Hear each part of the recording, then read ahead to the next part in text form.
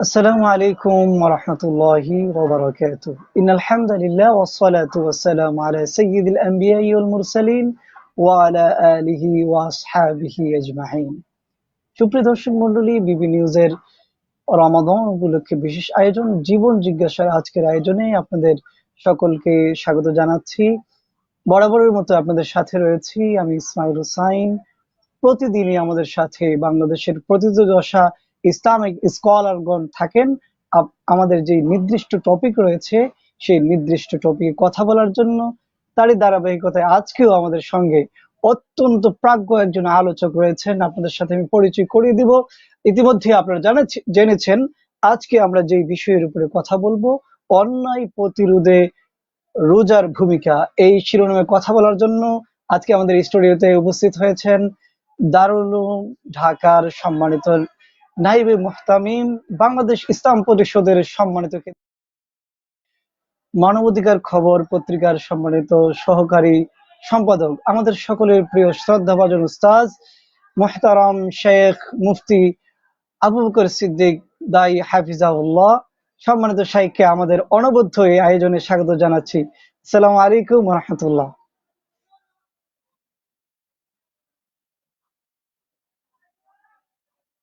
শাইখ, আমরা আপনাকে শুনতে পাচ্ছি না, সাউন্ডটা মিউট হয়ে গেছে কিনা একটু দেখবেন প্লিজ। না, ঠিক আছে। শাইখ কেমন আছেন? আলহামদুলিল্লাহ ভালো আছি, আপনি কেমন আছেন? আলহামদুলিল্লাহ শেখ। শেখ, সত্যি আপনি ব্যস্ততার মধ্যে আমাদেরকে সময় দিয়েছেন, সেজন্য বিবি নিউজ পরিবার আপনার কাছে কৃতজ্ঞ। শেখ, আপনি জানেন যে রমজান মাস সিয়াম সাধনার মাস। এই মাসে আল্লাহ তাআলা আমাদেরকে দিয়েছেন আমাদের জীবন এই অন্যায় প্রতিরোধ করে সুন্দর এক অনবদ্য সমাজ গড়ে তুলতে পারি। তো আলোচ্য বিষয় আপনি জানেন যে অন্যায় প্রতিরোধে রোজার ভূমিকা। আসলে রোজা অন্যায় প্রতিরোধে কতটুকু ভূমিকা রাখে, আপনি যদি আমাদেরকে সেই বিষয়ে জানাতেন। ইন্নাল হামদুলিল্লাহ আসসালাতু ওয়াসসালামু আলা রাসূলিল্লাহ ওয়া বা'দ। বিবি নিউজ এর উদ্যোগে আয়োজিত পবিত্র মাহে রমজানের নিয়মিত লাইভ অনুষ্ঠানের নির্ধারিত আলোচনার বিষয়ে অন্যায় প্রতিরোধে রমজানের রোজার ভূমিকা। উপস্থিত সম্মানিত সঞ্চালক, দূরের বা কাছের, দেশের বা প্রবাসের, বিশ্বজুড়ে যারাই এই লাইভ অনুষ্ঠানটি দেখছেন, সকলকে জানাই অন্তরের অন্তঃস্থল থেকে হৃদয় নিংড়ানো ভালোবাসার মিশ্রিত সশ্রদ্ধ সালাম। পৃথিবীর সর্বশ্রেষ্ঠ সম্ভাষণ, আল্লাহ তাআলা শিক্ষা দেওয়ার সর্বশ্রেষ্ঠ অভিবাদন। পবিত্র মাহে রমজানের প্রথম দশকে আসসালামু আলাইকুম ওয়া রাহমাতুল্লাহি ওয়া বারাকাতুহু। সুপ্রিয় দর্শক মণ্ডলী, সম্মানিত সঞ্চালক অতি চমৎকার একটি প্রশ্নের অবতারণা করেছেন। অন্যায় প্রতিরোধে রমজানের রোজার ভূমিকা। রাসূল করিম সাল্লাল্লাহু আলাইহি ওয়াসাল্লামের একটা হাদিস আছে, আস-সাওমু জুন্নাতুন, রোজা হলো ঢাল স্বরূপ। আমরা ঢাল বলতে আসলে কি বুঝি? ঢাল বলতে বুঝি যুদ্ধের ময়দানে তীর ধনুকের প্রতিরোধ অথবা তরবারির আঘাত প্রতিরোধ করতে সৈন্য যে বিশেষ যন্ত্রটি ব্যবহার করে বা বিশেষ অস্ত্র প্রতিরোধে যে যন্ত্রটি ব্যবহার করা হয় তাকেই বলা হয় ঢাল। প্রতিপক্ষের আক্রমণকে প্রতিহত করতে যা ব্যবহার করা হয় তাকে বলা হয় ঢাল। তদ্রূপভাবে সওম এটি এমন একটি ঢাল যা যিনি সওম পালন করবেন তাকে জাহান্নামের আগুন থেকে যেভাবে বাঁচাবে, একইভাবে দুনিয়ার এই জীবনে হাজার রকম অন্যায় অপরাধ পাপাচার থেকে তাকে হেফাজত করবে। দুনিয়ার এই জীবনে নানান রকম স্লোগান থাকবে, আহ্বান থাকবে, নগদ যা পাও হাত পেতে নাও, বাকি খাতা শূন্য থাক, দূরের বাদ্য কিলাপ শুনে মাঝখানে যে বেজায় থাক, দুনিয়াটা মস্ত বড়, খাও দাওয়ার ফুর্তি করো। ইবলিস সামনে থেকে আক্রমণ করবে, পিছন থেকে আক্রমণ করবে, ডান থেকে আক্রমণ করবে, বাম দিক থেকে আক্রমণ করবে। এমন হাজারো স্লোগান থাকার পরেও রোজাদার ব্যক্তি আল্লাহ তাআলার ভয়ে হৃদয়ে লালন করার কারণে সে গুনার কাছ থেকে বেঁচে থাকতে পারবে, অন্যায় কাজ থেকে নিজেকে দূরে রাখতে পারবে। বিষয়টি আরো একটু যদি স্পষ্ট করে আমরা বলতে চাই, আমাদের নির্ধারিত আলোচনার শিরোনামে দুটি বিষয় রয়েছে। এর মধ্যে প্রথম কথা হলো অন্যায় প্রতিরোধ, দ্বিতীয়টি হলো রোজার ভূমিকা। আমরা সাবজেক্টটিকে, শিরোনামটিকে একটু উল্টিয়ে নিতে চাই। রোজার ভূমিকা। রোজা, যার আরবি হলো সওম, আর সওম শব্দের অর্থ বিরত থাকা। সুবহে সাদিক থেকে সূর্যাস্ত পর্যন্ত পানাহার, ইন্দ্রিয় তৃপ্তি, মিথ্যা কথা পরিত্যাগ সহ আরো কিছু বিষয় থেকে বিরত থাকার, বেঁচে থাকার নাম হলো সওম। আল্লাহ তাআলা পবিত্র কোরআনে কারিমের 2 নম্বর সূরা, সূরা বাকারার 183 নম্বর আয়াতে কারিমায় রমজানের রোজা ফরজ করতে গিয়ে বলেছেন, ইয়া আইয়ুহাল্লাযীনা আমানু, হে ঈমানদারেরা, কুতিবা আলাইকুমুস সিয়াম, তোমাদের জন্য রোজাকে লিখে দেওয়া হয়েছে। রিটেন, কুতিবা লিখে দেওয়া হয়েছে, অলঙ্ঘনীয় করে দেওয়া হয়েছে বা ফরজ করে দেওয়া হয়েছে সওমের বহুবচন সিয়াম, অর্থাৎ একটা নয় একাধিক রোজাকে, অর্থাৎ পবিত্র মাহে রমজানের রোজাকে। কামা কুতিবা আলাল্লাযীনা মিন ক্বাবলিকুম, যেভাবে অপরিহার্য করে দেওয়া হয়েছিল, অলঙ্ঘনীয় করে দেওয়া হয়েছিল, লিখে দেওয়া হয়েছিল, ফরজ করে দেওয়া হয়েছিল তোমাদের পূর্বে যারা ছিল তাদের উপর। কামা কুতিবা আলাল্লাযীনা মিন ক্বাবলিকুম, এই আয়াতাংশের ব্যাখ্যায় তাফসীরে রুহুল মায়ানির মধ্যে আল্লামা আলুসী রাহমাতুল্লাহ আলাইহি বলেছেন, যে অর্থ হলো হযরত আদম আলাইহিস সালাম থেকে আরম্ভ করে হযরত ঈসা আলাইহিস সালাম পর্যন্ত সকল নবীর উম্মতদের উপরে রমজানের রোজা ফরজ ছিল। এবার স্বাভাবিক প্রশ্ন আসতে পারে যে, হে আল্লাহ, আমাদের উপরে তুমি রোজা ফরজ করেছো, অর্থাৎ উম্মতে মুহাম্মাদীর উপরে রোজা ফরজ করেছো। হযরত আদম আলাইহিস সালাম থেকে আরম্ভ করে হযরত ঈসা আলাইহিস সালাম পর্যন্ত সকল নবীর উম্মতদের উপরে রমজানের রোজা ফরজ করেছো। কারণটি কি? মা ফায়দা ফিহি, তার মধ্যে ফায়দাটা কি? আল্লাহ তাআলা তার জবাব দিয়েছেন, লাআল্লাকুম তাত্তাকুন, আশা করা যায় সম্ভবত এই সিয়াম পালন করার মাধ্যমে তোমরা খোদা ভীতি অর্জন করতে পারবে, আল্লাহ ভীতি অর্জন করতে পারবে। এই আল্লাহ ভীতির ব্যাখ্যা যদি আমাদের সামনে স্পষ্ট হয়, তাহলে আমরা বুঝতে পারবো কিভাবে রমজানের রোজা আমাদেরকে অন্যায় থেকে বেঁচে থাকতে সহযোগিতা করে, অন্যায় প্রতিরোধে কিভাবে ভূমিকা রাখে। আল্লাহ তাআলা রমজানের রোজা ফরজ করার একমাত্র কারণ হিসেবে বলেছেন তাকওয়া অর্জন। তাকওয়া কি? তাকওয়া আল ইত্তিকাউ শব্দ থেকে, মাসদার থেকে এসেছে, যার মূল শব্দটি ছিল ওয়াকাফিয়া, ওয়াকিয়া, অর্থ বিরত থাকা। আল্লাহর আযাবের ভয়ে গুনার কাজ থেকে বিরত থাকার নাম হলো তাকওয়া। তাকওয়ার আভিধানিক অর্থ করতে গেলে করতে হয় গড অ্যাওয়ারনেস, আল্লাহ সতর্কতা বা আল্লাহ অ্যাওয়ারনেস। আল্লাহ সতর্কতা বলতে কেমন বোঝায়? আমরা এই যে গতকাল রাতেও হালকা হালকা বৃষ্টি হয়েছে, ভোর রাতে বাংলাদেশের কোথাও কোথাও যদি বৃষ্টি হয়, রাস্তা পিচ্ছিল হয়ে যায়। আমরা স্বাভাবিক যখন রাস্তার উপর দিয়ে চলাচল করি, বৃষ্টি হলে কিন্তু একইভাবে চলাচল করি না, একটু ধীর স্থির ভাবে চলি, এমন ভাবে চলার চেষ্টা করি যেন আমি পা পিছলে পড়ে না যাই। পা পিছলে কি হবে? পা পিছলে পড়ে গেলে শরীরে, জামা কাপড়ে কাদা লাগতে পারে, ময়লা লাগতে পারে। আবার কখনো কখনো পড়ে গিয়ে আমার হাত পা ভেঙে যেতে পারে, মাজাও ভাঙতে পারে। আমি শুরুতেই বলছিলাম যে পৃথিবীতে হাজার রকম স্লোগান থাকবে, ইবলিসের আক্রমণ থাকবে, ইসলাম বিরোধীদের নানা রকম আমন্ত্রণ থাকবে।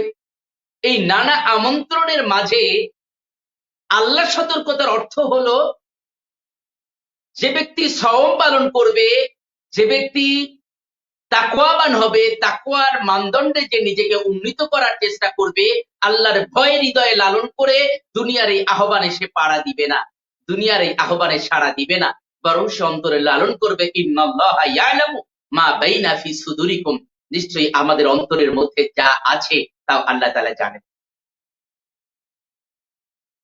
তাকওয়ার চমৎকার সংজ্ঞা দিয়েছেন ইসলামের চতুর্থ খলিফা হযরত আলী ইবনে আবু তালিব রাদিয়াল্লাহু তাআলা আনহু। তিনি বলেছেন, আত-তাকওয়া হিয়াল খাউফু মিনাল জালিল। তাকওয়ার এক নম্বর শর্ত হচ্ছে জালিলকে, আল্লাহকে ভয় করে চলা। যদি কোনো মানুষ হৃদয়ে আল্লাহর ভীতিকে লালন করে, ওই ব্যক্তির পক্ষ থেকে কোনো অপরাধ কাজ করা, কোনো অন্যায় কাজ করা সম্ভব হয় না। লোকটি যদি কোনো পরনারীর দিকে তাকাতে চায়, সঙ্গে সঙ্গে তার হৃদয়ের মাঝে নাড়া দিবে, আল্লাহ দেখছেন। ওই ব্যক্তি যদি জমির সীমানা রদবদল করার চেষ্টা করে, যখনই করতে যাবে তখনই তার অন্তরের মধ্যে আল্লাহ দেখছেন।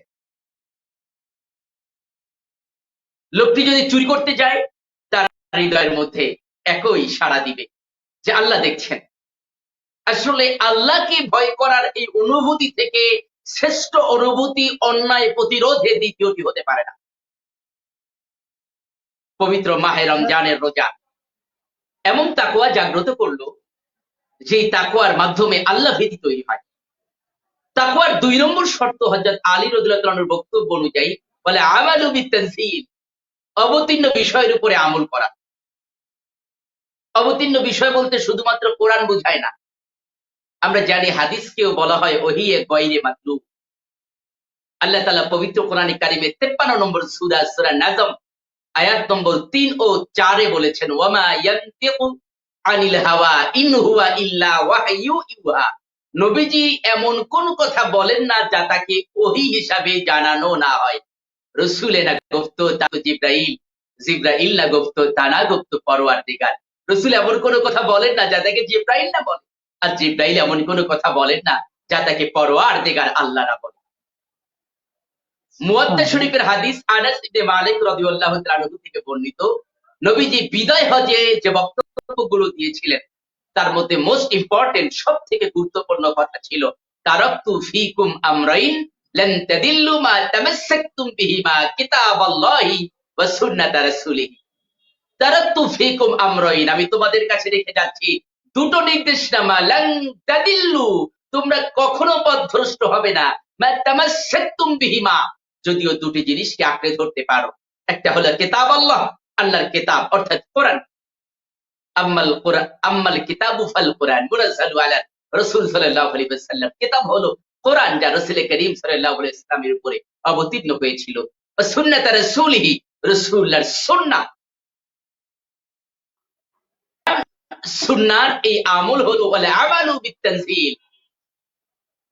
খুব সংক্ষেপে এখানে আরেকটি ব্যাখ্যা আমরা নিতে পারি। ইসলামের পঞ্চম খলিফা হিসেবে পরিচিত ওমর ইবনে আব্দুল আজিজ রাহমাতুল্লাহ আলাইহি এই জন্য বলেছেন, শুধুমাত্র দিনের বেলায় রোজা রাখা আর রাত জেগে তাহাজ্জুদ পড়া, তারাবি পড়ার নাম তাকওয়া নয়, বরং তাকওয়া হলো আল্লাহ তাআলা যা হারাম করেছেন তা থেকে নিজেকে বাঁচিয়ে রাখা, আর তিনি যা নির্দেশ করেছেন তা পালন করা। দিনের বেলায় রোজা রাখা যতটা সহজ, রাত জেগে তারাবি পড়া যত সহজ, এর থেকে যে সুদ খায় তার সুদ থেকে বেঁচে থাকা অনেক গুণ কঠিন। যে ঘুষ খায়, ঘুষ থেকে বেঁচে থাকা অনেক কঠিন। যে যুবক অন্য নারীর সাথে প্রেমের সম্পর্ক গড়ে তুলেছে, ওই যুবকের প্রেমের আলাপ থেকে বেঁচে থাকা হাজার গুণ কঠিন। রমজানের রোজা থেকে এমনকি 5 ওয়াক্ত সালাত আদায় করা কারো কারো জন্য কঠিন। আমরা এই জন্য মাঝে মধ্যে দেখি অনেকে রমজানের রোজা রাখে কিন্তু সালাত আদায় করে না। আমি অনেক সময় উদাহরণ হিসেবে বলে থাকি, এদের অবস্থা হলো ওই লোকের মতো যে আসলে জামা পরেছে কিন্তু প্যান্ট পরে নাই, গেঞ্জি পরেছে কিন্তু লুঙ্গি পরে নাই। কেননা রোজা থেকেও নামাজ অনেক গুরুত্বপূর্ণ একটি ইবাদত। সুপ্রিয় দর্শক মণ্ডলী, যে বিষয়ে কথা বলছিলাম, হযরত আলী বলেছেন তাকওয়ার 2 নম্বর শর্ত হলো বলে আমালু বিতানজিল, অবতীর্ণ বিষয়ের উপর আমল করা। তাকওয়ার 3 নম্বর শর্ত হচ্ছে ওয়াসবরু আলাল কলিল, অল্পে তুষ্ট থাকা। আজ পৃথিবীতে যত অন্যায় আমরা দেখি, এই অন্যায়ের মূল কারণ হলো যে যত পায় তত চায়, যত পায় তত চায়। যার বাড়ি একটা সে 2টা করতে চায়, যার ফ্ল্যাট একটা সে 2টা করতে চায়, যে মেম্বার আছে সে চেয়ারম্যান হতে চায়, যে চেয়ারম্যান আছে সে এমপি হতে চায়, যে এমপি আছে সে মন্ত্রী হতে চায়, যে মন্ত্রী আছে সে প্রধানমন্ত্রী হতে চায়। মানুষের ভোগের অনুভূতি এত বেশি, চাহিদা এত বেশি যে মানুষ অতিরিক্ত চাওয়ার কারণেই ম্যাক্সিমাম অন্যায়ের সাথে জড়িয়ে পড়ে। একজন পুলিশের দিকে তাকান, অনেক পুলিশই চায় মনে মনে ঘুষ খাবো না, কিন্তু পরক্ষণে দেখে স্ত্রীর ডিমান্ড এত বেশি, স্ত্রী বলে পাশের বাড়ির অমুক তো পুলিশ, তার ওয়াইফ না প্রতি সপ্তাহে বিউটি পার্লারে যায়, আমি কেন যেতে পারবো না। তার সন্তান অমুক কিন্ডার গার্ডেনে পড়ে, মাসে বেতন 5,000, আর তুমি তোমার ছেলের সরকারি স্কুলে পড়াও, মাদ্রাসায় পড়াও, বেতন মাত্র 500 টাকা, তুমি না একই চাকরি করো। এই যে অতিরিক্ত চাওয়া, অতিরিক্ত পাওয়ার যে আকাঙ্ক্ষা, এই আকাঙ্ক্ষা থেকেই কিন্তু অন্যায়ের জন্ম নেয়, অপরাধের জন্ম নেয়। তখন দেখা যায় পুলিশ বাধ্য হয়ে ঘুষ খাওয়া শুরু করে। সুপ্রিয় দর্শক মন্ডলী, সুতরাং তাকওয়ার 3 নম্বর বৈশিষ্ট্যের দিকে যদি আমরা খেয়াল করি, ওয়াসসাবরু আলাল কলিল, অল্পে তুষ্ট যদি আমরা থাকতে পারি তাহলে অন্যায় থেকে বেঁচে থাকা সম্ভব। তাকওয়ার 4 নম্বর বৈশিষ্ট্য হলো ওয়াল ইস্তিদাদু লিয়াউমির রহিম, মৃত্যুর জন্য প্রস্তুতি নেওয়া। যদি কারো মনের মধ্যে মৃত্যুর ব্যাপারে প্রস্তুতি থাকে, মৃত্যু হতে পারে যে কোনো মুহূর্তে, এই অনুভূতি থাকে, ওই ব্যক্তির পক্ষ থেকে কোনো অপরাধ কাজ করা সম্ভব হয় না। যত বর্ষ বেঁচে আছি তত বর্ষ মরে গেছি, মরিতেছি প্রতি পলে পলে, জীবন্ত বরণ পোড়া বরণের ঘরে থাকি, জানি না মরণ কারে বলে। আবার আপনার হায়াত যদি 50 বছর থেকে থাকে, আজকে যার বয়স 49 বছর 364 দিন, ওই ব্যক্তি 49 বছর 364 দিন মৃত্যুর নিকটবর্তী হয়ে গিয়েছে। এই অনুভূতি যদি আমাদের মধ্যে থাকতো যে পৃথিবীতে আসার সিরিয়াল আছে, যাওয়ার কোনো সিরিয়াল নেই, যদি আকাশেতে লাগাও সিঁড়ি কিংবা ঢোকো জমিন ফুরি, বানাও যদি লোহার বাড়ি, মৃত্যু তোমায় ছাড়বে না। মৃত্যুর প্রস্তুতি, মৃত্যুর অনুভূতি যদি আমাদের মধ্যে বাস্তব অর্থে থাকতো, তাহলে আমরা কোনো অন্যায় কাজ করতে পারতাম না। সুপ্রিয় দর্শক মন্ডলী, সুতরাং মাহে রমজানের রোজা ফরজ হবার একমাত্র কারণ হিসেবে পবিত্র কোরআনে কারীমের সূরা বাকারার 183 নম্বরে যে তাকওয়ার কথা বলা হয়েছে, সেই তাকি গুণের দিকে, বৈশিষ্ট্যের দিকে বিবেচনা করলে আমরা দেখতে পাই, প্রকৃত অর্থেই তাকওয়া যদি আমরা অর্জন করতে পারি মাহে রমজানের রোজা পালন করার মাধ্যমে, তাহলে আমরা কোন রকম অন্যায় কাজে জড়াবো না, বরং অন্যায় প্রতিরোধ করে অন্যায় কাজ থেকে আমরা নিজেদেরকে বাঁচিয়ে রাখতে পারবো। এখন আমরা সূরা বাকারার ওই 183 নম্বর আয়াতের শেষ অংশ লাআল্লাকুম তাত্তাকুন, আল্লাহ তাআলা লাআল্লাহ ব্যবহার করেছেন, আর আমরা জানি সম্ভবত আল্লাহ তাআলা কেন নিশ্চিত করে বললেন না যে এর মাধ্যমেই তোমরা তাকওয়া অর্জন করতে পারবে। এর ব্যাখ্যা আমরা হাদিস থেকে নিতে পারি। নবীজি সহিহ আল বুখারীর হাদিসের মধ্যে বলেছেন, মান সামা রমাদানা ঈমানান ওয়া ইহতিসাবান গুফিরা লাহু মা তাকাদ্দামা মিন জামবিহি। যে ব্যক্তি মান সামা রমাদানা, যে রোজা রাখলো রমজানে, ঈমানান, ঈমানের সাথে। ঈমান কি? আল ঈমান হুয়া তাসদীক বিল জিনান, ইকরার বিল লিসান, আমালু বিল আরকান। ইসলামের মৌলিক বিষয়কে মৌখিক স্বীকৃতি, অন্তরে বিশ্বাস এবং কাজে পরিণত করার নাম হলো ঈমান। শুধুমাত্র মুখে স্বীকৃতি থাকলে তাকে ঈমান বলা যায় না। রোজা রাখতে হবে কথা কাজে রেখে। শুধুমাত্র সমাজে অমুক রাখে তাই আমি রাখি, এর নাম অন্তরের রোজা নাই, বরং রোজা রাখতে হবে ঈমানের সাথে। এর মানে হলো কথা, কাজ, অন্তর সব জায়গায় মিল থাকতে হবে। মুমিনের সংজ্ঞা দিতে গিয়ে আল্লাহ তাআলা পবিত্র কোরআনে কারীমের 8 নম্বর সূরা, সূরা আনফালের 2 নম্বর আয়াতে কারিমায় বলেছেন, ইন্নামাল মুমিনুনা আল্লাযীনা, নিশ্চয়ই মুমিন তো তারা, ইজা যুকিরাল্লাহু ওয়াজিলাত কুলুবুহুম, যখন তাদের সামনে আল্লাহর স্মরণ করা হয় তখন তাদের হৃদয় কেঁপে ওঠে, ওয়া ইজা তুলিয়াত আলাইহিম আয়াতুহু, আর যখন তাদের সামনে কোরআনের আয়াতের তেলাওয়াত হয়, যাদাতুহুম ঈমানাও, তখন তাদের ঈমান আরো মজবুত হয়ে যায়, ওয়া আলা রাব্বিহিম ইয়াতাওয়াক্কালুন, আর তারা তাদের রবের উপরে বেশি বেশি তাওয়াক্কুল করে। সুতরাং রমজানের রোজা রাখতে হবে। রমজানের রোজা রাখার সাথে ঈমানের সম্পর্কটি যখন আমি উপস্থাপন করলাম, তখন আমাকে মনে রাখতে হবে আল্লাহর স্মরণ হবার সাথে সাথে আমার অন্তর যেন কেঁপে ওঠে, কোরআনের তেলাওয়াত শোনার সাথে সাথে আমার ঈমান যেন মজবুত হয়, আর আমি যেন আল্লাহর উপরেই তাওয়াক্কুল করি, অন্য কারোর উপরে যেন তাওয়াক্কুল না করি, ভরসা না করি, এই অনুভূতি আমার মধ্যে থাকতে হবে। দ্বিতীয় হলো ইহতিসাবান, এহতেসাব বলতে বোঝায় গঠনমূলক সমালোচনা, কখনো কখনো আত্মসমালোচনার অর্থ দেয়। আমি নিজের কাজকে পর্যালোচনা করব যে গতকাল আমি কি পরিমাণ কোরআন তেলাওয়াত করেছিলাম, আজকে তার থেকে বেশি করতে পেরেছি কিনা। গতকালকে হয়তো মনের অজান্তে একটা মিথ্যা কথা বলে ফেলেছিলাম, আজকে সব মিথ্যা আমি বর্জন করতে পেরেছি কিনা। গতকালকে হয়তো কোন পরনারীর দিকে আমি ভুলক্রমে তাকিয়ে বসেছিলাম, আজ থেকে আমি আমার দৃষ্টি সংযত 100% রাখতে পেরেছি। এর নাম হলো ইহতিসাব। আত্মশুদ্ধি করতে হবে। কদ আফলাহা মান যাক্কাহা, সে ব্যক্তি সফল হয়ে গেল যে তার অন্তরকে পরিশুদ্ধ করে নিল। সহিহ আল বুখারীর 50 নম্বর হাদিস, সহিহ মুসলিম শরীফের 2996 নম্বর হাদিস, হযরত নুমান ইবনে বাশীর রাদিয়াল্লাহু তাআলা আনহু থেকে বর্ণিত। আল্লাহর নবী বলেন, ইন্না ফিল জাসাদি মুদগাতান, নিশ্চয় মানুষের শরীরে একটা গোশের টুকরা আছে, ইজা সালুহাত সালুহাল জাসাদু কুল্লুহু, যখন এই গোশের টুকরাটা ভালো হয়ে যায় সমস্ত শরীর ভালো হয়ে যায়। ওয়া ইজা ফাসাদাত ফাসাদাল জাসাদু কুল্লুহু, আর যখন এই গোশের টুকরাটা খারাপ হয়ে যায় সমস্ত শরীর খারাপ হয়ে যায়। আলা ওয়াহিয়াল কলব, ওই বস্তুর নাম হচ্ছে কলব, অন্তর, কলিজা। আসলে অন্তরকে ভালো বানাতে হবে, এর নাম হলো ইহতিসাব। তাকওয়ার সম্পর্ক অন্তরের সাথে। নবীজি বলেছেন আত-তাকওয়া হাহুনা, আত-তাকওয়া হাহুনা, আত-তাকওয়া হাহুনা। তাকওয়া এখানে, অন্তরকে নবীজি মিন করেছেন। সুপ্রিয় দর্শক মণ্ডলী, সুতরাং আমরা রাসূল করিম সাল্লাল্লাহু আলাইহি ওয়াসাল্লামের হাদিসের দিকে যদি তাকাই, বলা হয়েছে রোজা শুধু রাখলেই হবে না, ঈমান এবং ইহতিসাবের সাথে রাখতে হবে। ঈমান এবং ইহতিসাবের সংক্ষিপ্ত ব্যাখ্যা আমরা করেছি। এরপরেই বলেছেন ঈমানান ওয়া ইহতিসাবান গুফিরা লাহু, ক্ষমা করে দেয়া হয় তার মা তাকাদ্দামা মিন জামবিহি, সে পূর্বে যত গুনাহ রেখেছে পূর্বে সব গুনাহ রাশি আল্লাহ তাআলা ক্ষমা করে দেন। সুতরাং রমজানের রোজা দিয়ে যদি আমরা অন্যায় থেকে বেঁচে থাকতে চাই, সে বাঁচতে গেলে আমাকে ঈমান এবং ইহতিসাবের সাথে রমজানের রোজা রাখতে হবে। নবী অন্য হাদিসে বলেছেন, তাকে উপোস রাখার আল্লাহ তাআলার কোনো প্রয়োজন নেই যে রমজান মাসে মিথ্যা কথা পরিত্যাগ করতে পারলো না, সম্মানিত শায়েখ, মিথ্যা কথা ছাড়তে জি হবে। সুপ্রিয়, শায়েখ জি আপনার কথা আমরা, সম্মানিত সজ্জন।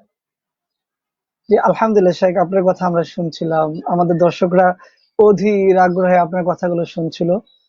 আলহামদুলিল্লাহ আমরা কতগুলো বিষয় পেয়েছি যে রমাদানের রোজা করার পর যদি আমরা পাপ থেকে বাঁচতে চাই, অন্যায় থেকে বেঁচে থাকতে চাই, আমাদেরকে মৃত্যুর স্মরণ করতে হবে। শায়েখ আমাদেরকে বলেছেন অল্প সন্তুষ্ট আমাদের থাকতে হবে এবং নিজেদেরকে নিয়ে চিন্তা করতে হবে। তাছাড়া আরো কয়েকটি পয়েন্ট বলেছেন, ঈমান এবং ইহতিসাবের বিষয় বলেছেন। তো আলহামদুলিল্লাহ শাইখ বলছিলেন, আমি শাইখকে ডিস্টার্ব করলাম, আমিও শুনছিলাম। আমাদের দর্শকরা দেখছেন, ওনারা আমাদের সাথে আছেন। কিছু প্রশ্ন এসছে শাইখ, আমরা প্রশ্নগুলো একটু দেখে নিতে চাই। আমাদেরকে প্রিন্স আকরাম ভাই প্রশ্ন করেছেন, মোহতারাম জৈনব, এক ব্যক্তি মসজিদ মাদ্রাসায় কিছু টাকা দান দুঃখিত, করেছেন। আমি ভালো শুনতে পাচ্ছি না, মেবি একটা কল এসেছিল অনলাইনে। শাইখ আপনি বের হয়ে তাহলে আবার প্রবেশ করুন, শুনতে না পেলে। জি জি, আপনি শুনতে পাচ্ছেন আমাকে? আমি খুব আস্তে শুনতে পাচ্ছি। তাহলে শাইখ একটু আপনার হেডফোনটা লাগিয়ে তারপর আবার হেডফোনটা যদি আপনি খুলে ফেলেন, শুনতে পাবেন। শাইখ আমাদেরকে বলছিলেন যে আমরা এই তাকওয়া, রমাদান মাসের অন্যায় থেকে বেঁচে থাকতে হলে যে কাজগুলো করতে হবে, আমি আপনাদেরকে বলেছি যে শাইখের আলোচনা থেকে আমি নোট নিয়েছি যে আমাদের ইহতিসাব এবং ঈমানকে যথার্থ করতে হবে। শাইখ কি আমাকে শুনতে পাচ্ছেন? জি জি, আমি শুনতে পাচ্ছি। আলহামদুলিল্লাহ, আলহামদুলিল্লাহ। তো সেই আমাদের দর্শকরা শাইখ আমাদের সাথে আছেন। একজন ভাই একটা প্রশ্ন করেছেন শাইখ, আমরা একটু প্রশ্নটা দেখে নিতে জি চাই। প্রিন্স আকরাম উনি প্রশ্ন করেছেন, একজন ব্যক্তি মসজিদে এবং মাদ্রাসায় তার সুদের টাকা থেকে দান করেছে, মসজিদ মাদ্রাসা কর্তৃপক্ষ এটা গ্রহণ করেছে, কিন্তু এই গ্রহণ যে করেছে এই ব্যাপারটা আসলে ওরা জেনে যে গ্রহণ করলো সুদের টাকা, এটার হুকুমটা কি হবে একটু জানতে চেয়েছেন মোহতারাম শাইখ। জি, তো প্রশ্ন যিনি করেছেন প্রিন্স আকরাম নাকি? জি, সম্মানিত ভাইকে ধন্যবাদ, যিনি একটি চমৎকার প্রশ্ন করেছেন। আপনার নির্ধারিত প্রশ্নটি ছিল সুদের টাকা থেকে মসজিদ বা মাদ্রাসায় দান করা এবং দান নেওয়া। প্রথম কথা হলো, আমি যদি জানি যিনি দান করছেন তিনি একটি হারাম উৎস থেকে দান করছেন, তাহলে আমার জন্য উচিত হবে না ওই হারাম দানটি গ্রহণ করা। তবে হ্যাঁ, তিনি যদি গোপন করে দান করেন এবং তাকে যদি আমি প্রশ্ন করি যে আপনি এই যে দানটি করছেন কোথা থেকে করছেন, তিনি যদি জবাব দেন যে না, এটা আমি সুদের টাকা থেকে দান করছি না, বরং এটা আমার হালাল উপার্জন থেকে দান করছি, যদিও তিনি সুদের লেনদেনের সাথে জড়িত, সেক্ষেত্রে মসজিদ কর্তৃপক্ষ দায়ী হবে না যদি তারা জেনে নেয়। কিন্তু যদি বিষয়টি এমন হয় যে তারা জানেন যে অমুক ব্যক্তি সুদের লেনদেনের সাথে যুক্ত রয়েছে, আর এটা জেনেই যদি দান গ্রহণ করা হয়, তাহলে এটি কোনোভাবেই গ্রহণযোগ্য হবে না। কেননা আমাদের মনে রাখতে হবে যে সুদ এমন এক গুনাহ, যে গুনাহ চুরি, ডাকাতি, জেনা, ব্যভিচার থেকেও ভয়াবহ। রাসূল করিম সাল্লাল্লাহু আলাইহি সাল্লাম বলেছেন সুদের ৭০টি গুনাহ রয়েছে, এর মধ্যে সব থেকে ছোট গুনাহ হলো নিজের মায়ের সাথে জেনা করার সমান, নাউযুবিল্লাহ। আর সবচেয়ে বড় গুনাহ হলো আল্লাহর সাথে যুদ্ধ ঘোষণা করা। আমি মাঝে মধ্যে বলে থাকি, জুমার খুতবাতেও বলি, যে ব্যক্তি আল্লাহর সাথে যুদ্ধ ঘোষণা করলো, আল্লাহর ঘরে তার কোনো ঠাঁই হতে পারে না। চোরের, ডাকাতের আল্লাহর ঘরে ঠাঁই হলেও আল্লাহর সাথে বিদ্রোহ ঘোষণা যে করলো, আল্লাহর বিরুদ্ধে যুদ্ধ যে ঘোষণা করলো, আল্লাহর ঘরে তার ঠাঁই হতে পারে না। আর যে ব্যক্তির আল্লাহর ঘরে ঠাঁই হতে পারে না, তার অর্থ সম্পদের কিভাবে আল্লাহর ঘরে ঠাঁই হতে পারে? সুতরাং সুদের এই টাকা কোনো অবস্থায় জানা থাকা অবস্থায় এই সুদের অর্থ নেওয়া যাবে না। হ্যাঁ আকরাম ভাই, আশা করি আপনি আমাদের প্রশ্নের উত্তরটা পেয়েছেন। আলহামদুলিল্লাহ, শেখ অত্যন্ত চমৎকার ভাবে আমাদেরকে বলছিলেন। আমাদের সাথে অনেকে আছেন, আমরা দেখে নিচ্ছি আমাদের সাথে কারা কারা আছেন। আমাদের সাথে যুক্ত হয়েছেন বাদুল হুসাইন, তিনি আমাদেরকে দেখছেন। আমাদের সাথে যুক্ত হয়েছেন শায়েখ লুকমান হাকিম, মাশাআল্লাহ চমৎকার আয়োজন। আমাদের সাথে আরো যুক্ত হয়েছেন ডক্টর মুকবুল হুসাইন, সাদ্দাম হুসাইন। বাদুল হোসেন একটা প্রশ্ন করেছেন, শায়েখ রমাদান মাসে জি আমরা এই আমাদের গুনাহ মাফ করার জন্য কি কোন ধরনের আমল করতে পারি, সংক্ষেপে যদি সে আমাদেরকে জানাতেন। জি জি, অসংখ্য ধন্যবাদ চমৎকার প্রশ্ন করার জন্য। রমজান মাসে আমরা কি আমলগুলো করতে পারি? রমজান মাসে প্রধানতম আমলগুলোর মধ্যে ১ নম্বরে সিয়াম পালন। রমজানের আমলকে ২ ভাগে ভাগ করা যায়। একটা হলো রাতের আমল, আর একটি হচ্ছে দিনের আমল। দিনের আমল হচ্ছে রমজানের রোজা রাখা, এবং কিভাবে রোজা রাখতে হবে তার জবাব আমি আগে দিয়েছি। দ্বিতীয়ত হলো রাতের আমল। রাতের আমলের মধ্যে কিয়ামুল লাইলের আওতায় সালাতুত তারাবি এবং তাহাজ্জুদ সালাত করা যেতে পারে। রাসূল করিম সাল্লাল্লাহু আলাইহি সাল্লাম বলেছেন, মান কামা রমাদানা ঈমানান ওয়া ইহতিসাবান গুফিরা লাহু মা তাকাদ্দামা মিন জামবিহি। রোজার ক্ষেত্রে বলেছিলেন মান সামা রমাদান, শুধুমাত্র সামা শব্দটি পরিবর্তন করে বলা হয়েছে কামা রমাদান। যে ব্যক্তি রমজান মাসে দাঁড়ালো, আল্লাযিনা ইয়াবিতুনা লিরাব্বিহিম সুজদান ওয়া কিয়ামা। আল্লাহ তাআলা পবিত্র কোরআনে কারীমের সূরা ফুরকানের শেষ রূপতেও বলেছেন যে রহমানের বান্দাদের অন্যতম গুণ হলো রাতে তারা দাঁড়িয়ে এবং সেজদায় কাটিয়ে দেয়।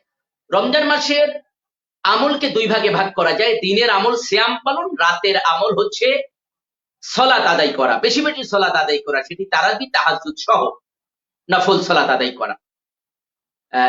৩ নম্বর আমল হলো রমজান মাস। আল্লাহ তাআলা রমজান মাসের সংজ্ঞা দিতে গিয়ে পবিত্র কোরআনে কারিমের ২য় নম্বর সূরা বাকারার ১৮৫ নম্বর আয়াতে বলেছেন যে শাহরু রমাদানাল্লাযী উনজিলা ফীল কুরআন হুদাল লিন-নাস ওয়া বায়িনাতিম মিনাল হুদা ওয়াল ফুরকান।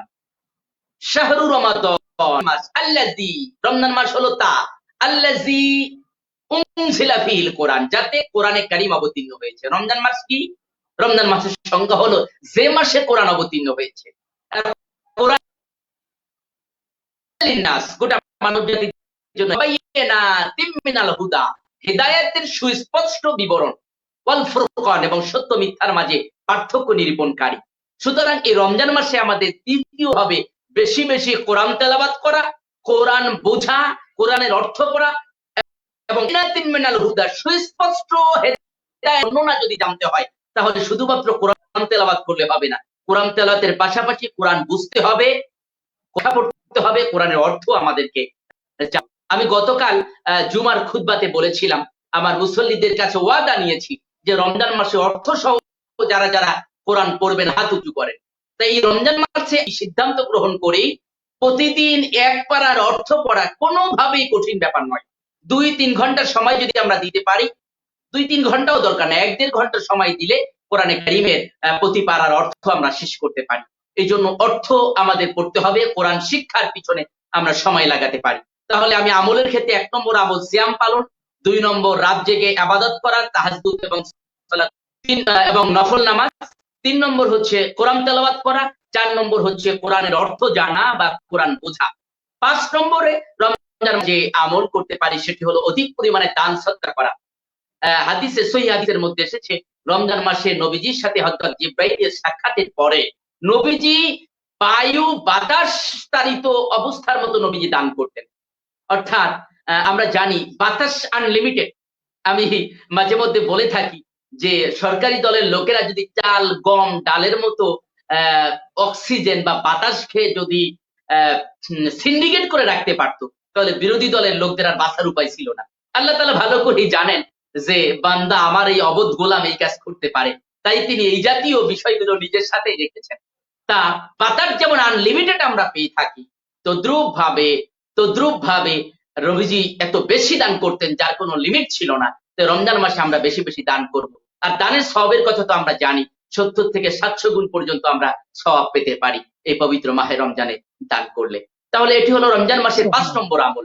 এর বাইরে আমল তো আসলে 2 রকম হয়।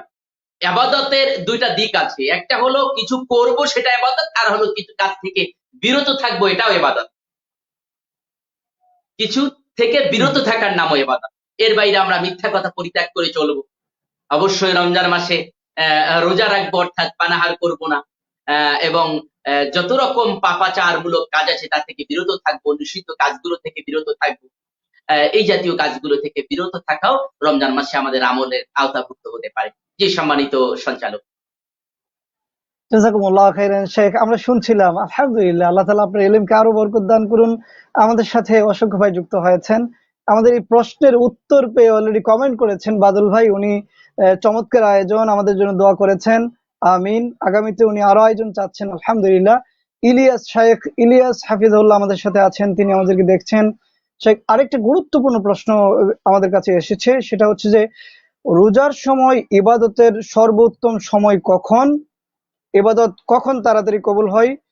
সম্পূরক আরেকটি প্রশ্ন এসেছে, সবুর ভাই করেছেন, সজীব ভাই করেছেন প্রশ্নটা, কখন দোয়া কবুল করেন এবং সঠিক সময় ইবাদত কবুলের সময় এবং নিয়ম সম্পর্কে জানতে চেয়েছেন। একসাথে যদি শেখ আমাদেরকে এই বিষয়গুলো জানাতেন। প্রশ্নগুলো অনেক বেশি এবং কম্পারেটিভ প্রশ্ন বলা যায়।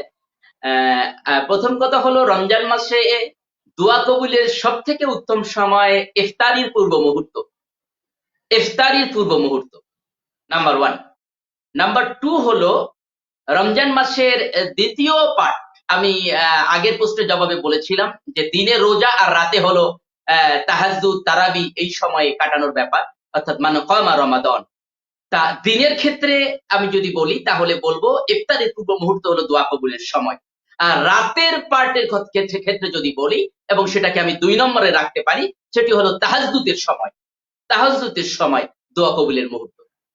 জি, এর বাইরে প্রশ্ন ছিল সম্মানিত সঞ্চালক, যদি প্রশ্নগুলো স্পেসিফিক ভাবে বলা যেত তাহলে জবাব দেওয়া আরো সহজ হতো। জি জি শেখ, এরবারে প্রশ্ন ছিল যে ইবাদত কখন তাড়াতাড়ি আল্লাহ তাআলার কাছে কবুল হয়, দ্রুত কখন কবুল হয়?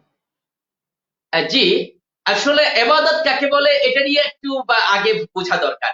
আল্লাহ তাআলা পবিত্র কোরআনে কারিমে সূরা যারিয়াতের 56 নম্বর আয়াতে বলেছেন, ওয়ামা খালাকতুল জিন্না ওয়াল ইনসা ইল্লা লিয়াবুদুন। ওয়ামা খালাকতুল জিন্না ওয়াল ইনসা, আল্লাহ তাআলা জিন এবং মানব জাতিকে সৃষ্টি করেননি, ইল্লা আরবি ব্যাকরণে বলা হয় ইস্তাসনা, লিয়াবুদুন, ইবাদতের জন্য ছাড়া। অর্থাৎ একমাত্র শুধুমাত্র আল্লাহ তাআলা তার ইবাদত করার জন্য সৃষ্টি করেছেন।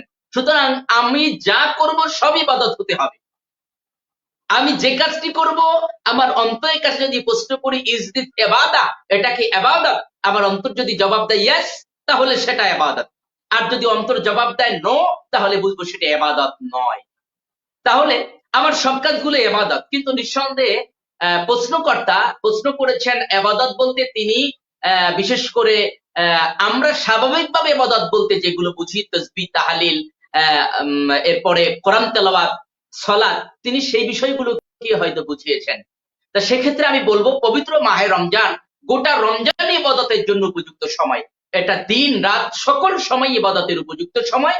তবে স্পেসিফিকলি দোয়া কবুলের ক্ষেত্রে যদি আমরা বলি, তাহলে যেমন ইফতারির সময়, দ্বিতীয় হলো তাহাজ্জুদ সালাতের সময়। এই ব্যাপারে হাদিসে কুদসিতে বলা হয়েছে, হাদিসে কুদসিতে এই ব্যাপারে হাদিস রয়েছে যে আল্লাহ তাআলা প্রতি, এটা শুধু রমজান মাস নয়, সব সময় অর্ধরাতের পরে আল্লাহ তাআলা প্রথম আসমান, অর্থাৎ প্রথম আসমান বলতে বোঝানো হয়েছে বান্দার নিকটবর্তী আসমান, নিকটে, বান্দার নিকটে চলে আসেন এবং আল্লাহ তাআলা বান্দাকে ডাকতে থাকেন, হে আমার বান্দারা, কে আমার কাছে রিজিক চাও, আমি তোমাকে রিজিক দেব, কে কষ্টের মধ্যে আছো, আমি তোমার কষ্ট দূর করে দেব, যার যা সমস্যা, যে আমার কাছে ক্ষমা চাও, আমি তোমাকে ক্ষমা করে দেব। সুতরাং আমরা যদি বলি ইবাদতের কবুলের জন্য আমরা যদি অর্ধরাতের পরের সময়কে বেছে নিই, এটি মাহে রমজানে আমাদেরকে আরো বেশি ইবাদত কবুলের জন্য একটি ভালো ভূমিকায় আমাদেরকে অবতীর্ণ করতে পারে। জি সম্মানিত সঞ্চালক। জাযাকুমুল্লাহ শেখ, আমরা অত্যন্ত তন্ময় হয়ে শুনছিলাম আপনার প্রশ্নের জবাবগুলো, আলহামদুলিল্লাহ। আরেকজন ভাই সিরাজুল মনিরা আপু প্রশ্ন করেছেন যে ইফতারের আগে নফল সালাত পড়া যাবে কিনা? জি জি, চমৎকার প্রশ্ন। সম্মানিত বোন, আপনার প্রশ্নের জন্য আপনাকে ধন্যবাদ। বিষয় হলো সালাতুল আসরের পরে কোনো নফল সালাত নেই। যেহেতু সালাতুল আসরের পরে কোনো নফল সালাত নেই, তাহলে ইফতারের আগে নফল সালাতের কোনো প্রশ্ন আসে না। শুধুমাত্র কাজা নামাজ পড়ার সুযোগ আছে বলে মত দিয়েছেন ওলামা ইকরাম, কিন্তু স্বাভাবিকভাবে নফল সালাত আসরের ফরজ নামাজের পর থেকে মাগরিব পর্যন্ত কোনো নফল সালাত নেই। আশা করছি আপনি উত্তর পেয়েছেন। জি মনির আপু, আশা করি আপনি আমাদের প্রশ্নের উত্তরটা পেয়েছেন, আপনি যেটা জানতে চেয়েছিলেন। শেখ, আমাদের আরেকটা গুরুত্বপূর্ণ প্রশ্ন এসছে যে সলাতে মনোযোগ থাকে না, সলাতে মনোযোগ বারবারই আনার চেষ্টা করা হয়, মনোযোগ আনার ক্ষেত্রে আপনার পরামর্শ কি থাকবে? জি জি, চমৎকার প্রশ্ন। আল্লাহ তাআলা পবিত্র কোরআনে কারিমে 24 নম্বর সূরা, সূরা মুমিনুন, 23 বা 24 নম্বর সূরা, 23 ও হতে পারে, 23 নম্বর সূরা বা 24 নম্বর সূরা হবে। সূরা মুমিনুনের 1 এবং 2 নম্বর আয়াতে কারিমায় বলেছেন, ক্বাদ আফলাহাল মুমিনুন আল্লাযিনা হুম ফি সালাতিহিম খাশিউন। অবশ্যই মুমিনরা সফলকাম হয়ে গিয়েছে, আল্লাযিনা হুম ফি সালাতিহিম খাশিউন, যারা তাদের নামাজে বিনয়ী, নামাজে বিনয়ী। খশিউন শব্দটি খশিয়া শব্দ থেকে এসেছে, যার অর্থ হলো ভয় বা একাগ্রতা। নামাজে একাগ্রতা প্রতিষ্ঠা বা খুজু বলা হয়। খুশু বলতে বোঝায় অন্তরের পরিচ্ছন্নতা, অন্তরের ভয়। আর খুজু বলতে বোঝায় শরীরের অঙ্গ প্রত্যঙ্গ গুলোকে সঠিকভাবে চালনা করা। এখন এই খুজু প্রতিষ্ঠার জন্য বা নামাজে আন্তরিকতা প্রতিষ্ঠার জন্য আমরা কি করতে পারি? এক্ষেত্রে প্রথম অনুভূতি, আমরা যদি ইহসানের হাদিসটি দেখি, নবী সাল্লাল্লাহু আলাইহি সাল্লাম তিনি বলেছেন যে ইবাদত করবে এভাবে যেন তুমি আল্লাহকে দেখছো। যদি তুমি আল্লাহকে দেখতে না পাও, তাহলে অনুভূতি রাখবে যে আল্লাহ তোমাকে দেখছেন। তাহলে সর্বপ্রথম অনুভূতি রাখতে হবে নামাজ আন্তরিকতার ক্ষেত্রে যে আল্লাহ আমাকে দেখছেন। দেখুন, আমরা সিসি ক্যামেরার সামনে যখন দাঁড়াই বা এই যে ক্যামেরার সামনে কথা বলছি, আমরা কিন্তু খুব সতর্কতার সাথে কথা বলার চেষ্টা করি, কেননা আমার প্রতিটি কথা রেকর্ড হচ্ছে। আমি স্বাভাবিকভাবে কথা বলার মতো করে কথা বলি না। সিসি ক্যামেরার সামনে যখন দাঁড়াই, তখন আমরা খুবই সতর্কতার সাথে দাঁড়াই। আমরা যখন কোনো চেয়ারম্যান, এমপি বা মন্ত্রীর সাথে কথা বলি, তখন আমরা অত্যন্ত বিনয়ের সাথে কথা বলার চেষ্টা করি। তখন কি আমাদের ধ্যান ধারণা, চিন্তা চেতনা অন্যদিকে যায়? যায় না। কেন যায় না? আমার মধ্যে আমি লালন করি যে আমি এমপি সাহেবের সামনে কথা বলছি, যদি কোনো কথা ভুল হয়ে যায়, বেয়াদবি হয়ে যেতে পারে, আর এমপি সাহেব যদি রাগ হয়ে যান, তাহলে আমার খবর আছে। কেন? এমপি সাহেব আমাকে দেখছেন, এই অনুভূতি আমার মধ্যে আছে। তদ্রুপ ভাবে আল্লাহ দেখছেন, আমার সকল কাজগুলো রেকর্ড হচ্ছে, এই অনুভূতি যদি আমি রাখতে পারি নামাজে দাঁড়িয়ে, তাহলে আমাদের নামাজে আন্তরিকতা, একাগ্রতা প্রতিষ্ঠিত হবে। নাম্বার 1। নাম্বার 2 হলো, এর পরেও যদি আন্তরিকতা চলে যাওয়ার সম্ভাবনা থাকে, সেক্ষেত্রে নামাজে আমি যে সূরা, কালাম, তাসবিহ, তাহলিল গুলো পড়বো এর অর্থ জানা থাকা দরকার। বিশেষ করে সূরা ফাতিহা। সূরা ফাতিহা, লা সালাতা ইল্লা বিল ফাতিহাতিল কিতাব। সূরা ফাতিহা ছাড়া নামাজই হয় না। কেন নামাজ হবে না? অন্য আয়াত তেলাওয়াত করলে কেন নামাজ হবে না? অবশ্যই সূরা ফাতিহার মধ্যে এমন কিছু বিষয় আছে যেগুলোর স্বীকৃতি দেওয়া অপরিহার্য, এবং আল্লাহ তাআলা চান বান্দা প্রতি নামাজের প্রতি রাকাতে সেই স্বীকৃতি দিই। অথচ আমি সূরা ফাতিহার অর্থ জানি না। এর থেকে দুর্ভাগ্যের কথা আর হতে পারে না। সুতরাং আমি নামাজের সূরা ফাতিহা সহ যে আয়াতগুলো তেলাওয়াত করব এর অর্থ জানার চেষ্টা করব। যদি অর্থ জানতে পারি তাহলে আমার খেয়াল অন্যদিকে যাবে না। দেখবেন পবিত্র বাইতুল্লাহর ইমাম, বিশেষ করে আব্দুর রহমান আস-সুদাইস, অনেক সময় তেলাওয়াত করতে গেলে নামাজের মধ্যে তিনি ক্রন্দন করেন। কেন করেন? কেননা তিনি তেলাওয়াত করতে গেলে বুঝতে পারেন এই আয়াতে আল্লাহ তাআলা কি বলছেন। তা আমরাও যদি নামাজে যা তেলাওয়াত করি তার অর্থ সঠিকভাবে জানতাম, তাহলে আমাদের মাঝে অনুভূতি তৈরি হতো যে আল্লাহ তাআলা এই কথাগুলো আমাকে বলছেন। তখন কিন্তু নামাজে আন্তরিকতা তৈরি হতো। তাহলে নামাজের আন্তরিকতার ক্ষেত্রে ১ নম্বর কথা আল্লাহ দেখছেন সে অনুভূতি আনা। ২ নম্বর হচ্ছে নামাজে আমি যে তাসবিহ, তাহলিল, আয়াত বা কালামগুলো পড়বো এগুলোর অর্থ যদি আমি জানি তাহলেও নামাজে আন্তরিকতা প্রতিষ্ঠা হওয়া সম্ভব। ৩ নম্বর হচ্ছে আল্লাহ তাআলার কাছে দোয়া করতে হবে যে হে আল্লাহ, আমি যেন একাগ্রতার সাথে নামাজ আদায় করতে পারি। আল্লাহর কাছে বেশি বেশি দোয়া করা দরকার, কারণ আল্লাহ তাআলাই পারেন আমার নামাজে আন্তরিকতা প্রতিষ্ঠা করাতে। আশা করছি আপনার প্রশ্নের জবাব পেয়েছেন। বারাকাল্লাহু ফি হায়াতিকা ওয়া ইলমিকা শেখ। আমরা অবাক হয়ে যাচ্ছি, আলহামদুলিল্লাহ, কত চমৎকার ভাবে আপনি বলছিলেন। শেখ, আপনাকে পেয়ে মনে যে আজকে আমাদের দর্শকরা এই অত্যন্ত আনন্দিত। আরেকটা প্রশ্ন আসছে, চমৎকার একটি প্রশ্ন। রোজা রেখে আমরা ছোটখাটো কিছু ভুল করে ফেলি, পাপ করে ফেলি, সেক্ষেত্রে রমজানে পাপহীন থাকার উপায় যদি বলতেন। প্রশ্নটা, কিভাবে পাপহীন থাকা যাবে? চমৎকার বলেছেন। মাহে রমজানে আমরা তো শুরু থেকে চেষ্টা করব ঈমান এবং ইহতিসাবের সাথে সওম পালন করা। সওম কি? সওম হলো কাম, ক্রোধ, লোভ, মোহ, মদ আর মাৎসর্য ষড়রিপুকে নিয়ন্ত্রণ করে তাকওয়ার গুণ অর্জনকে বলা হয় সওম। যদি নিয়ন্ত্রণ না করতে পারি, কামকে নিয়ন্ত্রণ করতে না পারি, আমি যদি ষড়রিপুকে নিয়ন্ত্রণ না করতে পারি, তাহলে কিন্তু ঈমান এবং ইহতিসাবের সাথে রোজা হয় না। এখন আমি নিয়ন্ত্রণ করার চেষ্টা করেছি, তারপরেও হয়তো অজান্তে বা অনিচ্ছা শর্তে কিছু ছোটখাটো ত্রুটি আমি করে ফেলেছি।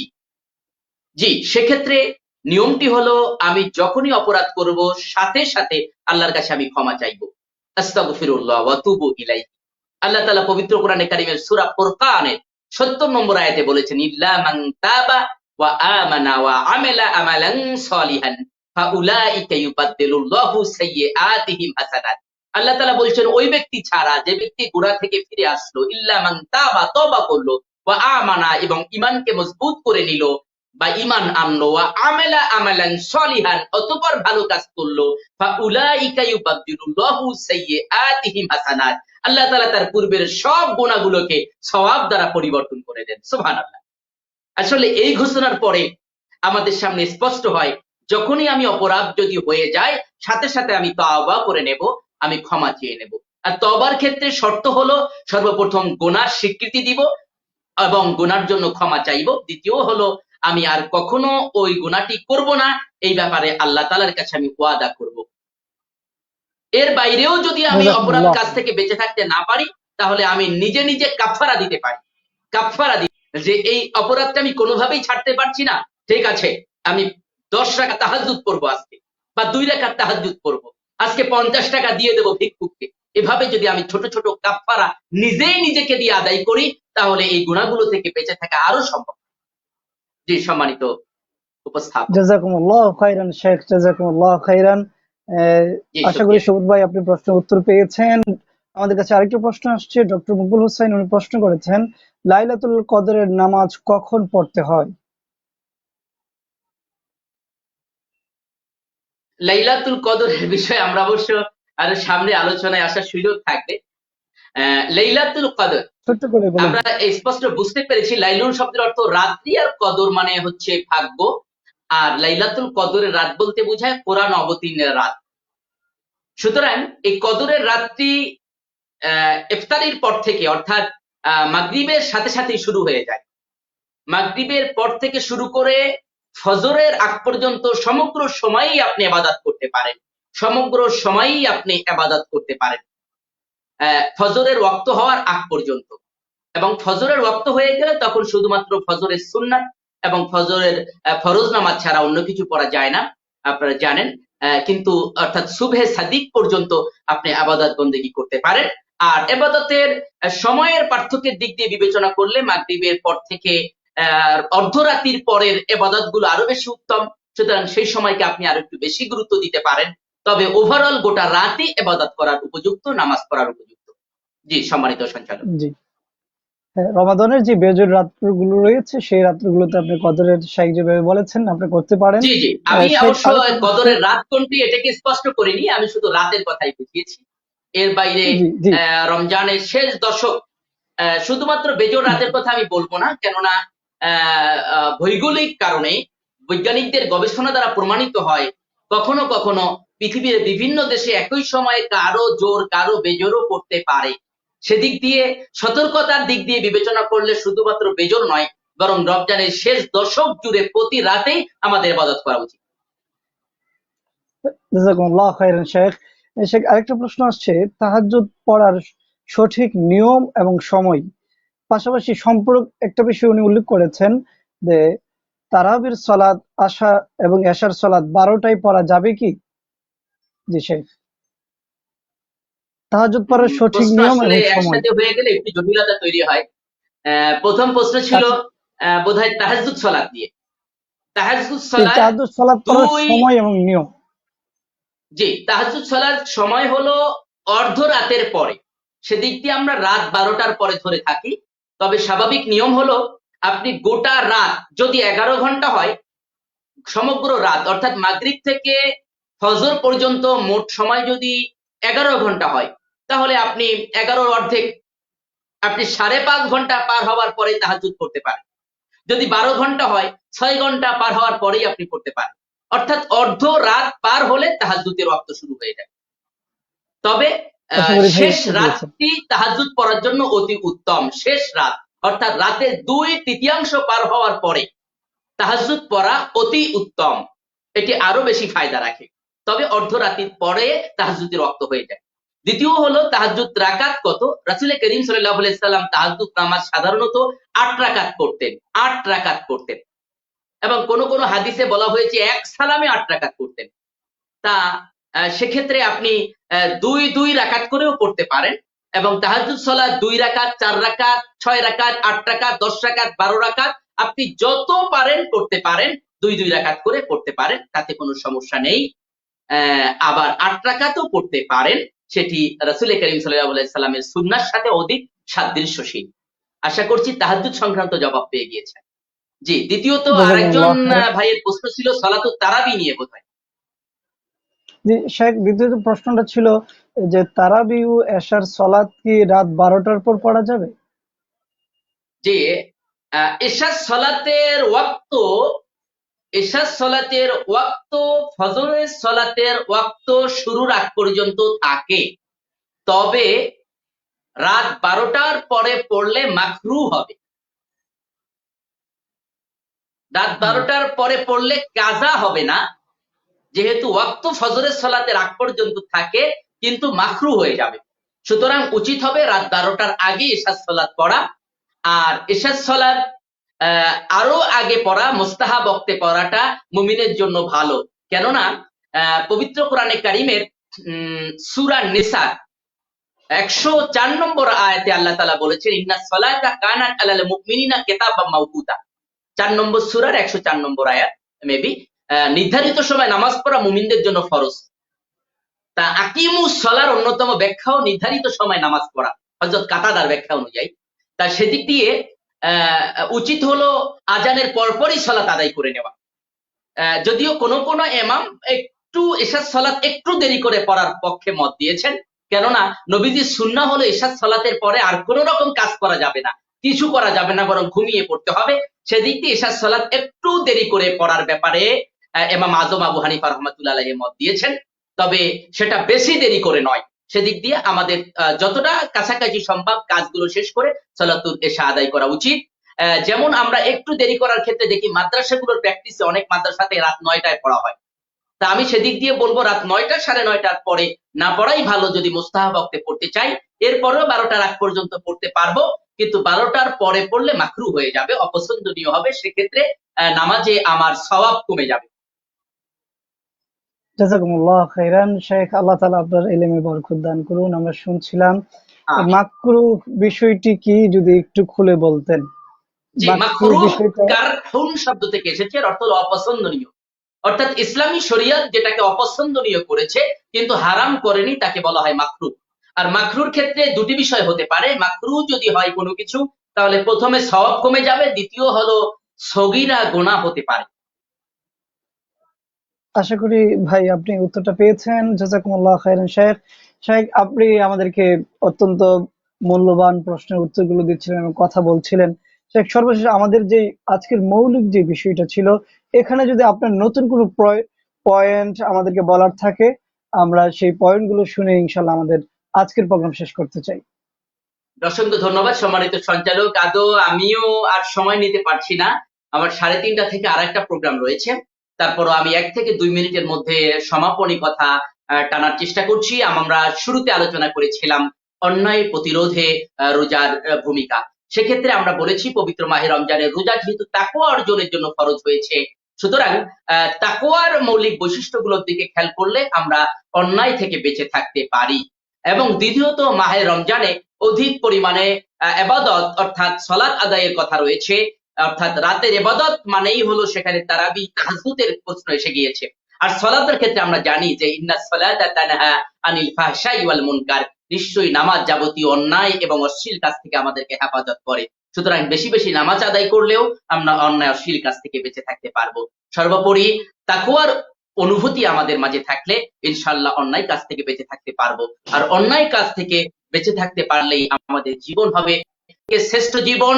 এই কারণেই মর্যাদার মানদণ্ড তাকওয়াকে আল্লাহ তাআলা নির্ধারণ করে পবিত্র কোরআনে কারিমের ৪৯ নম্বর সূরা সূরা হুজরাতের ১৩ নম্বর আয়াতে কারিমায় বলেছেন, ইন্না আকরামাকুম ইনদাল্লাহি আতকাকুম, তোমাদের মধ্যে ওই ব্যক্তি সবথেকে সম্মানিত যে আল্লাহকে বেশি ভয় করে।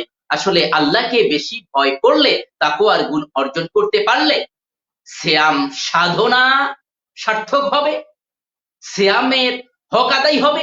আর সিয়ামের হক যখন আদায় হয়ে যাবে, ওই সিয়াম আমাকে সমাজের সব থেকে ভালো মানুষ বানিয়ে দেবে, সমাজের শ্রেষ্ঠ মানুষ বানিয়ে দেবে। আর শ্রেষ্ঠ মানুষ যখন হব, তখন তো অন্যায় অশ্লীল কাজ থেকে বেঁচে থেকেই আমি হয়ে যাব। আশা করছি আল্লাহ তাআলা আমাদেরকে এই তাকওয়ার গুণ অর্জন করার তৌফিক দান করবেন। আমরা সেভাবে চেষ্টা করে যাব। আল্লাহ তাআলা আমাদের সে তৌফিক দান করুন। আসুক আবার ফিরে হেরার আলোর দিন, রহমের দুয়ার খুলে দেন হে রাব্বুল আলামিন। বিবি নিউজ ব্রাহ্মণবাড়িয়ার এই প্রতিচ্ছবি, এই টেলিভিশন চ্যানেল, নতুন ভাবে আবির্ভূত এই মিডিয়াকে ধন্যবাদ জ্ঞাপন করছি, যারা আমার মতো অধমকে এই পবিত্র মাহে রমজানে আমন্ত্রণ জানিয়ে কিছু কথা বলার সুযোগ করে দিলেও ধন্যবাদ জানাচ্ছি। একই সাথে সম্মানিত সঞ্চালককে, আল্লাহ তাআলা তাকেও সর্বোত্তম জাযা দান করুন, তার ইলমে বরকত দান করুন, তার খেদমতকে কিয়ামতের ময়দানে রাজাতের ওসিলা বানিয়ে দেন। সম্মানিত দর্শক মণ্ডলীকেও ধন্যবাদ জানাচ্ছি, যারা তাদের মূল্যবান সময় ব্যয় করে পবিত্র মাহে রমজানের আলোচনায় সম্পৃক্ত হয়েছেন। আল্লাহ তাআলা আমাদের এই সময়কে কিয়ামতের ময়দানে নাজাতের ওসিলা বানিয়ে দেন। আমিন। ওয়া আখিরি দাওয়ানা আনিল হামদুলিল্লাহি রাব্বিল আলামিন। আসসালামু আলাইকুম ওয়া রাহমাতুল্লাহি ওয়া বারাকাতুহু। আলহামদুলিল্লাহ, আল্লাহ তাআলার শুকরিয়া আদায় করছি। আল্লাহ রাব্বুল আলামিন আমাদেরকে এতক্ষণ পর্যন্ত বিবিসি নিউজের এই চমৎকার আয়োজনে সম্পৃক্ত থাকার তৌফিক দিয়েছেন। আমার মুহতারাম উস্তাজ শেখ মুফতি আবু বকর সিদ্দিক আদ-দাঈ হাফিজাহুল্লাহকেও ধন্যবাদ জানাচ্ছি। আমার মতো ক্ষুদ্র একজন মানুষের তার ছাত্রের ডাকে সাড়া দিয়েছেন, এটা আমার জন্য অনেক অনেক বড় পাওয়া। শাইখকে আমি দোয়া করছি আল্লাহ তাআলা শাইখের দুনিয়া এবং আখিরাতে কল্যাণ দান করুন। যারা আমাদের সাথে এতক্ষণ ছিলেন আপনাদেরকে ধন্যবাদ জানাচ্ছি। আগামী দিন একই সময়ে নতুন কোনো শাইখকে নিয়ে আপনাদের সাথে দেখা হবে। সেই পর্যন্ত আমাদের সাথে থাকবেন সেই প্রত্যাশা রেখে আজকে বিদায় নিচ্ছি। আসসালামু আলাইকুম ওয়া রাহমাতুল্লাহি ওয়া বারাকাতুহু। ওয়া আলাইকুম আসসালাম ওয়া রাহমাতুল্লাহ।